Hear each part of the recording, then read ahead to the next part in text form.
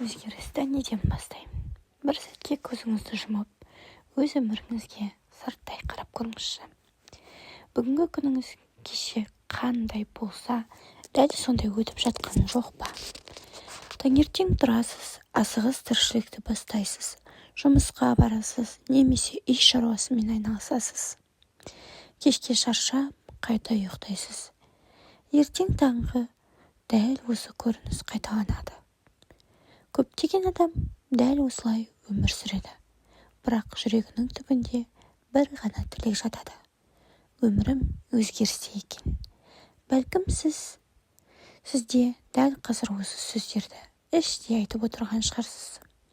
Қарыздан құтылсам екен, денсаулығым түзелсе екен, отбасымда тыныштық болса екен, ақшам көбейсе екен, өзімді қайтадан тапсам екен. Осындай армандардың бәрі бір сұраққа келіп тіреледі. Өзгерісті несінен бастау керек? Көп адам өзгерісті сырттан күтеді. Біреулер жаңа жұмыс түзеледі деп ойлайды. Біреулер көбірек ақша тапсам ғана бақытты боламын дейді. Кейбіреулер басқа қалаға көшсем, немесе басқа адамдардың ортасына түссем, өмірім өзгереді деп сенеді.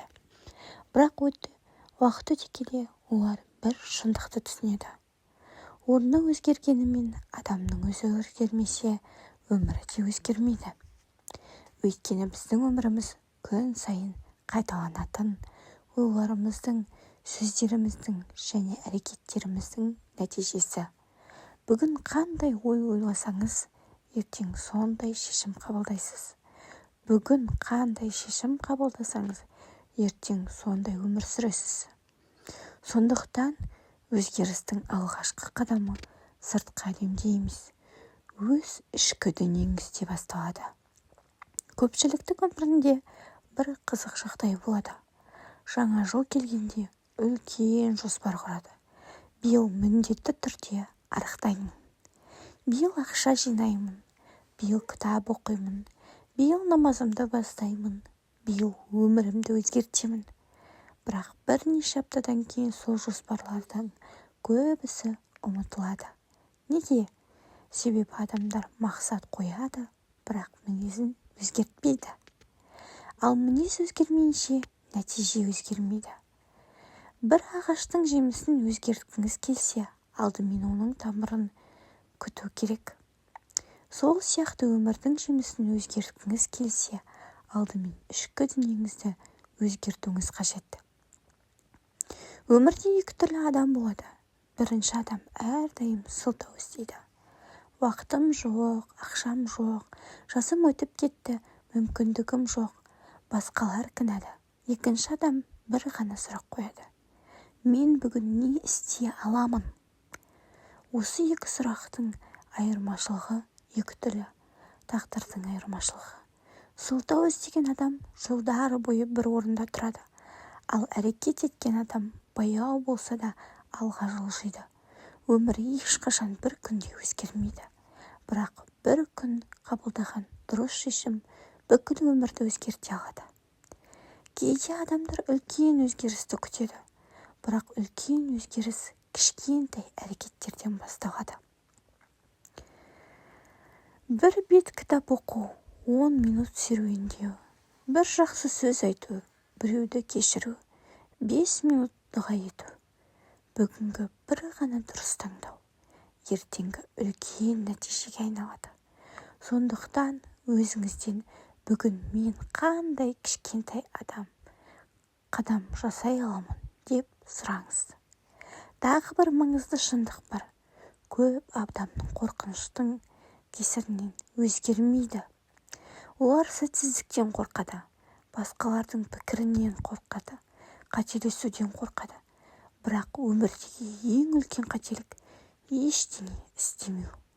Өйткені әрекет жасаған адам тәжірибе жинайды, ал әрекет жасамаған адам тек өкініш жинайды. Өзіңізге адал жауап беріңіз. Егер бүгінгі өміріңіз дәл осылай 5 жылдан кейін де өзгермесе, сіз бақытты боласыз ба? Егер жауабыңыз жоқ болса, онда өзгерісті ертең емес, дәл бүгін бастау керек. Ешкім келіп сіздің өміріңізді өзгертіп бермейді. Ешкім сіздің армандарыңызды орындамайды. Бұл жауапкершілік тек өзіңізге тиесілі. Өзгеріс әрқашан бір ғана сөзден басталады. Бастаймын, қазір бастаймын, бүгін бастаймын. Осы сөздерді жүрекпен айтқан адамның өмірі міндетті түрде өзгереді. Бұл жолы оңай болмайды. Бірақ әрбір қиындықтың сізді бұрынғыдан да мықты етеді. Ал бірнеше жылдан кейін артқа қарап, сол күні бастаған мағанда, бүгін өмірім мұндай болмас еді деп айтатын күн келеді. Ендеше бүгін жаңа өмірдің алғашқы күні болсын. Өзгеріс шешім қабылдаудан басталады. Көп адам өмірдің өзгеруін күтеді. Бір күні бәрі өздігінен жақсы болып кететіндей көрінеді. Бір күні жағдай түзеледі, ақша көбейеді, көңіл күй жақсарады, мүмкіндік пайда болады деп сенеді. Бірақ өмірде күтумен ештеңе өзгермейді. Өзгеріс әрқашан бір ғана сәттен басталады. Ол адамның өз-өзіне берген берік шешімі. Бәлкім сіз бұны бұрында талай рет енді өзгере бастаймын деп айтқан шығарсыз. Бірақ бірнеше күннен кейін бәрі бұрынғы қалыпқа қайта оралады. Неге? Өйткені көп жағдайда біз тілек білдіреміз, бірақ нақты шешім қабылдамаймыз. Тілек пен шешімнің айырмашылығы өте үлкен. Тілек қаласам жақсы болар еді деген ой. Ал шешім қандай қиындық болса да осы жолдан қайтпаймын деген ұстаным. Өмірін өзгерткен адамдардың барлығында бір ортақ қасиет болған. Олар бір күні өздеріне енді бұрынғыдай өмір сүрмеймін деп нақты шешім қабылдаған. Өздеріңізде мына сұрақтарды сұрап көріңіз. Мен кім болғым келеді? 5 жылдан кейін өзімді қандай адам ретінде көргім келеді? Бүгін әрекеттерім сол мақсатқа жақындатып жатыр ма, әлде алыстатып жатыр ма? Бұл сұрақтарға шынайы жауап беру оңай емес. Бірақ дәл осы адалдық өзгерістің негізін қалайды. Кейде ең ауыр шындық өзіміз туралы шындық. Өзімізді алдаудан тоқтатқан кезде ғана даму басталады. Өзгеріс үшін мінсіз күнді күтпеңіз. Дүйсенбі бастаймын, келесі айда бастаймын, жаңа жылдан кейін бастаймын. Осындай сөздерді адамдар жыл сайын қайталайды. Ал уақыт ешкімді күтпейді. Бүгінді кейінге қалдырған іс ертең өкінішке айналуы мүмкін. Ең жақсы уақыт кеше еді. Екінші, ең жақсы уақыт дәл қазір. Өмірді үлкен қадамдар емес, күн сайын кішкентай әрекеттер өзгертеді. Егер кітап оқығыңыз келсе, бірден 100 бет оқуға міндетті емессіз. 5 беттен бастаңыз. Егер спортпен айналысқыңыз келсе, бірден 2 сағат жаттығудың қажеті жоқ. 10 минуттан бастаңыз. Егер рухани тұрғыдан өскіңіз келсе, күніне бірнеше минут ойлануға, дұға жасауға немесе пайдалы білімге арнаңыз. Маңыздысы бастау. Өйткені қозғалған адам ғана межесіне жетеді. Тағы бір нәрсені есте сақтаңыз. Жолда қателесуі мүмкін, кейбір күндер шаршайсыз. Кейде қайтадан ескі әдеттерге оралуыңыз мүмкін. Бұл жеңілдіңіз деген сөз емес. Бұл адам екендігіңіздің белгісі. Маңыздысы құлаған сайын қайта тұру. Себебі табысқа жеткен адамдар ешқашан құламағандықтан емес, әр құлаған сайын қайта тұрғандықтан жеңіске жетеді. Бүгін өзіңізге бір ғана уәде бердіңіз. Мен өзгелермен жарыспаймын. Кеше қандай болсам, бүгін содан сәл жақсырақ болуға тырысамын. Міне, нағыз өзгеріс осылай басталады. Бір күн, бір шешім, бір әрекет. Сол бір әрекет ертең әдетке айналады. Әдет мінезді қалыптастырады, ал мінез тағдырды өзгертеді. Сондықтан дәл бүгін өз өміріңіздің жаңа тарауын ашудан қорықпаңыз. Ешқашан кеш емес. Ең бастысы алғашқы қадамды жасау. Ойың өзгермей, өмірің өзгермейді. Бір сәтке ойланып көріңізші, адам күніне мыңдаған ой ойлайды. Сол ойлардың көбі кешегі ойлардың қайталануы. Егер күн сайын бірдей ойланып, бірдей әрекет етсек, өміріміздің өзгермеуі қалыпты жағдай емес пе? Сондықтан өмірдегі ең үлкен өзгеріс сыртқы жағдайдан емес, адамның ойлау жүйесінен басталады. Көп адам өзіне байқамай-ақ шектеу қояды. Менің қолымнан келмейді, менде мүмкіндік жоқ, менің жолым болмайды, байлық бізге жазылмаған. Мен кеш қалдым. Осындай сөздерді қайта-қайта айтқан сайын адам өзіне көрінбейтін түрме салып алады. Ең өкініштісі, сол түрменің кілті өз қолында тұрғанын байқамайды. Бір дана адам сенің өміріңнің, өзіңнің ішкі әңгімеңнің айнасы деген екен. Егер таңертең тұра сала, бүгін де қиын күн болады десеңіз, миыңыз дәл соны дәлелдеуге тырысады. Ал егер бүгін мен үшін жаңа мүмкіндік болуы мүмкін десеңіз, назарыңыз жақсы нәрселерге ауа бастайды. Бұл жай ғана жағымды сөз емес, бұл адамдардың ойын басқару қабілеті. Өйткені ой әрекетті тудырады, әрекет нәтижені тудырады.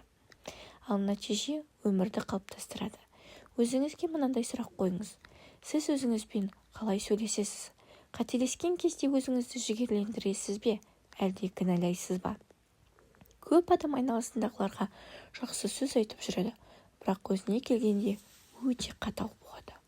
Менен ештеңе шықпайды, мен ақымақпын, тағы да істей алмадым.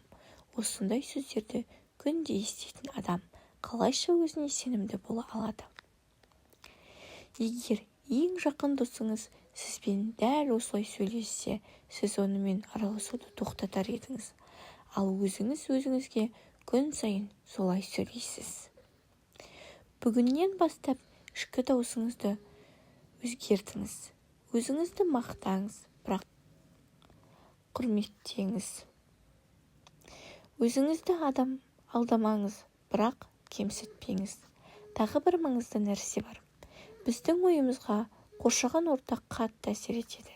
Егер күніңізді тек шағым айтатын адамдардың арасында өткізсеңіз, өзіңіз де байқамай сондай боласыз. Егер үнемі қорқыныш, жанжал, теріс ақпарат көрсеңіз, жүрегіңізге тыныштық табу қиын болады. Сондықтан санаңызды не нәрсемен толтырып жүргеніңізге мән беріңіз.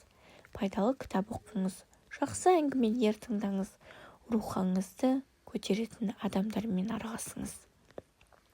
Өйткені адам кімдерді тыңдаса, бірте-бірте соған ұқсай бастайды. Бір фермердің 2 алқабы болыпты.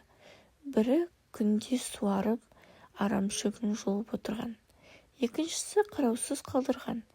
Бірнеше айдан кейін біріншісінде жайқалған егін өсіпті, ал екіншісінен арам шөп басып кетіпті.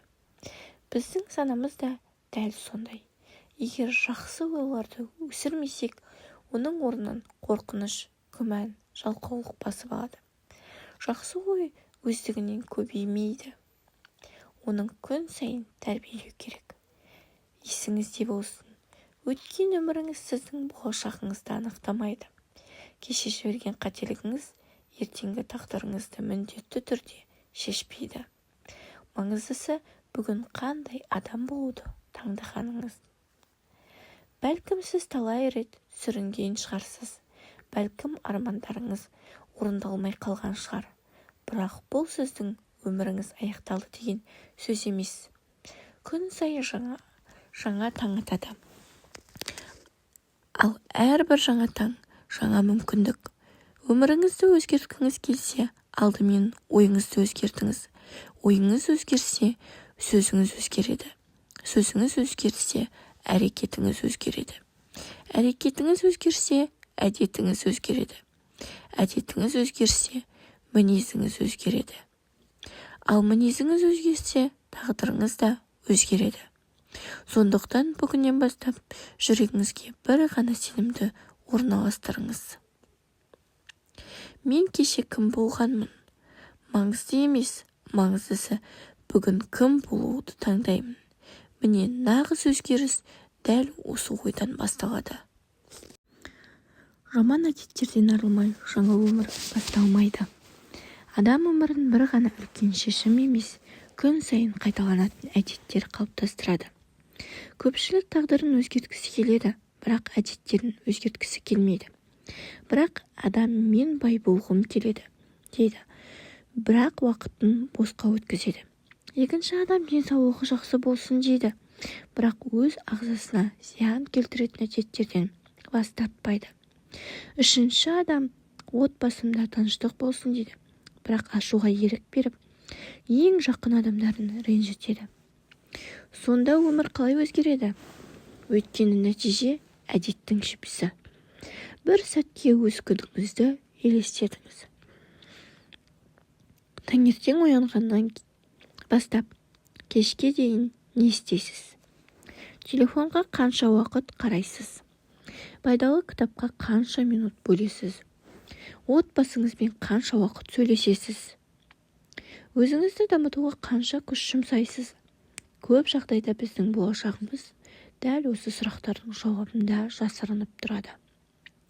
Адам өз уақытын қалай өзгертсе, ертеңгі өмірі де сондай болады. Жаман әдеттің ең қауіпті жағы ол бірден байқалмайды. Бір күн босқа өтеді. Ештеңе етпес, келесі күні тағы солай. Бір апта өтеді, бір ай өтеді, бір жыл өтеді. Сосын адам артына қарап, уақыт қайда кетті деп таңырқайды. Шын мәнінде уақыт жоғалған жоқ. Оны күн сайынғы ұсақ әдеттер алып кетеді.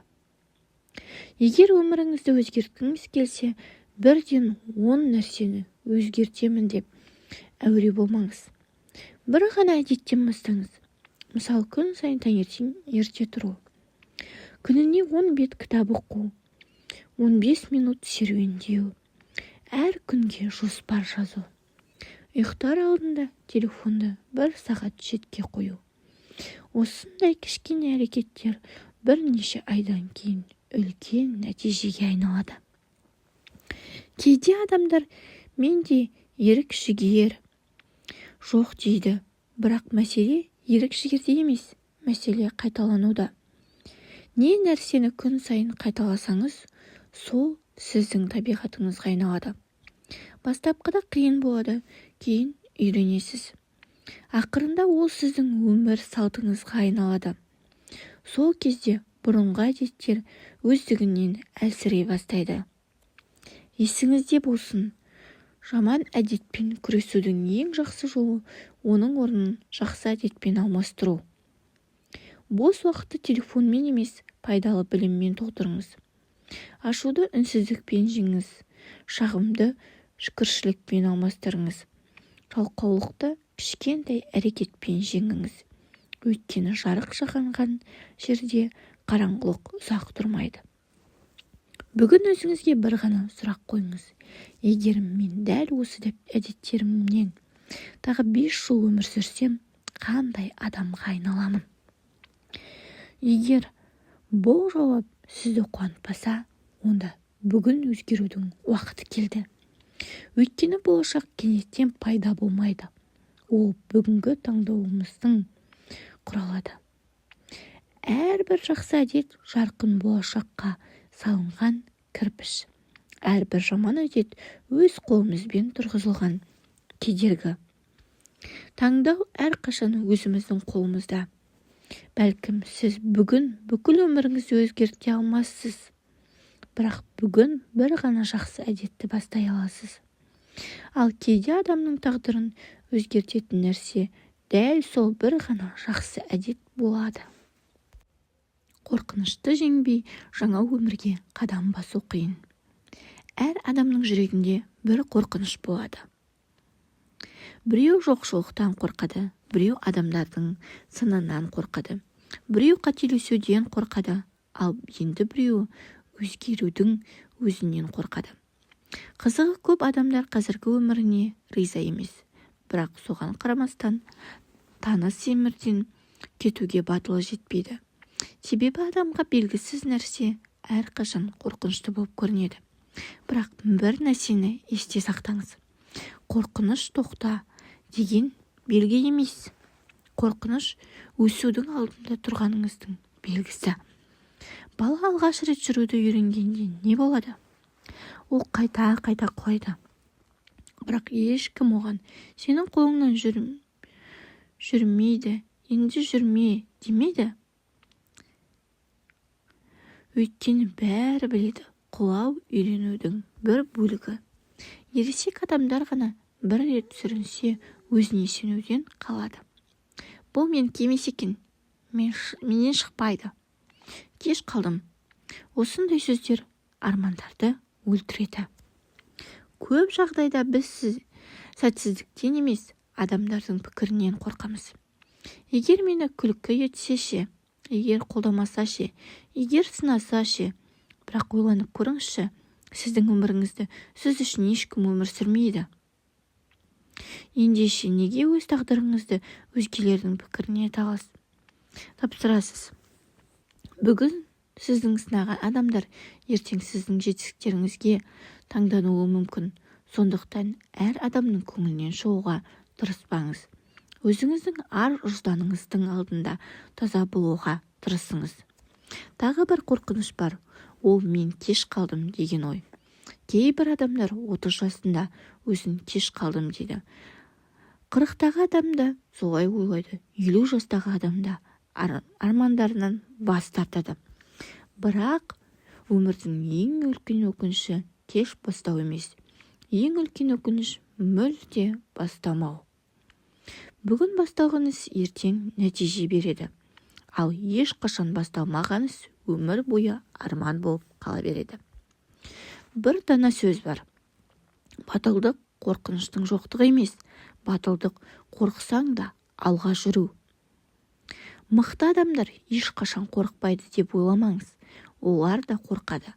Айырмашылығы қорқыныш олардың жолын тоқтатпайды. Олар бір қадам жасайды. Сосын тағы бір қадам. Осылайша қорқыныш бірте-бірте әлсірейді. Өзіңізге сенімділікті әрекет арқылы келеді. Көп адам алдымен өзіме сенімді болайын, содан кейін бастаймын дейді. Шындық керісінше.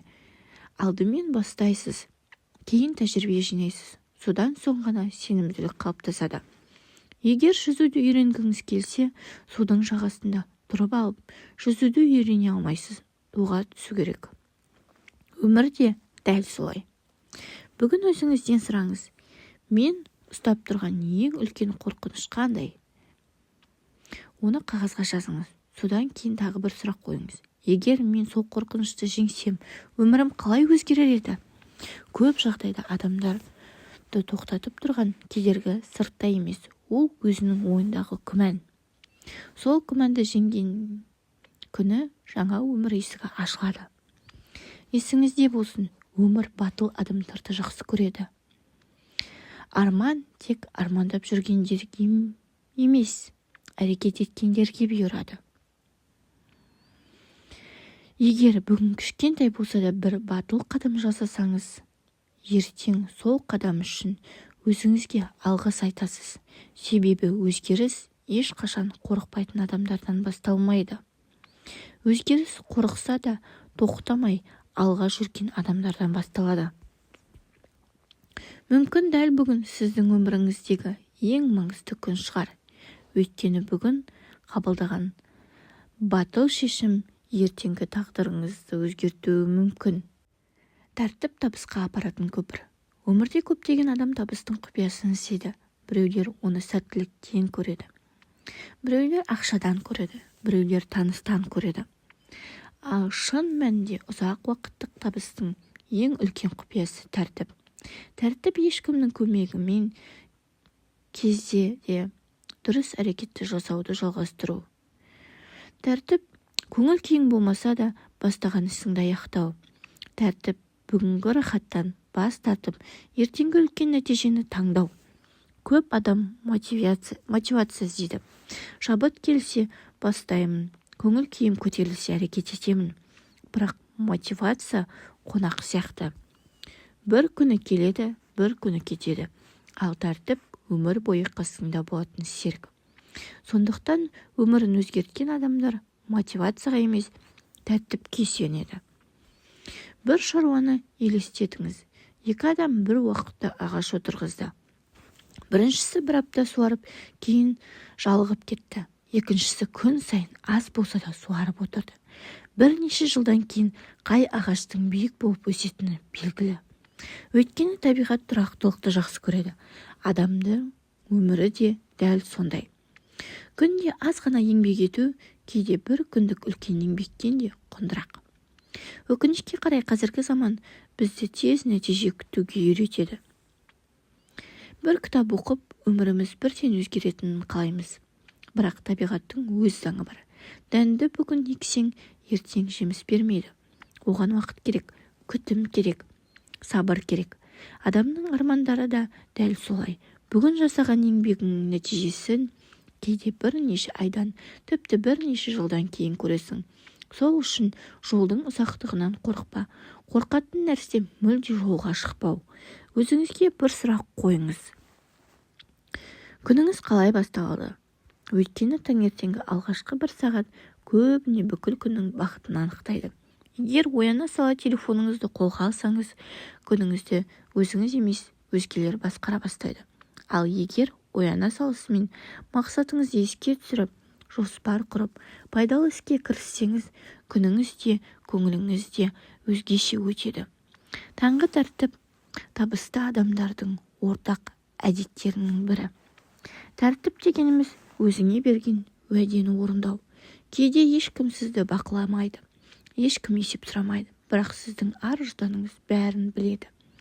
Егер өзіңізге ертеңнен бастап кітап оқимын деген уәде берсеңіз, сол сөзде тұрыңыз. Егер күн сайын жарты сағат өзімді дамытамын десеңіз, орындаңыз. Өйткені адам өзіне берген уәдесін жиі бұза берсе, уақыт өте келе өзіне деген сенімінен айырылады. Ал өзіне сенбейтін адам үлкен мақсаттарға жетуі қиын. Тағы бір маңызды нәрсе бар. Тәртіп дегеніміз мінсіз болу емес. Кейде шаршайсыз, кейде жоспар орындалмайды. Бұл қалыпты жағдай. Бірақ бір күн тәртіп бұзылды екен деп бәрін тастап кетпеңіз. Бір күнгі қателік сіздің бүкіл жолыңызды анықтамайды. Келесі күні қайта жалғастырыңыз. Нағыз жеңіс ешқашан сүрінбеу емес. Нағыз жеңіс сүрінген сайын қайта тұру.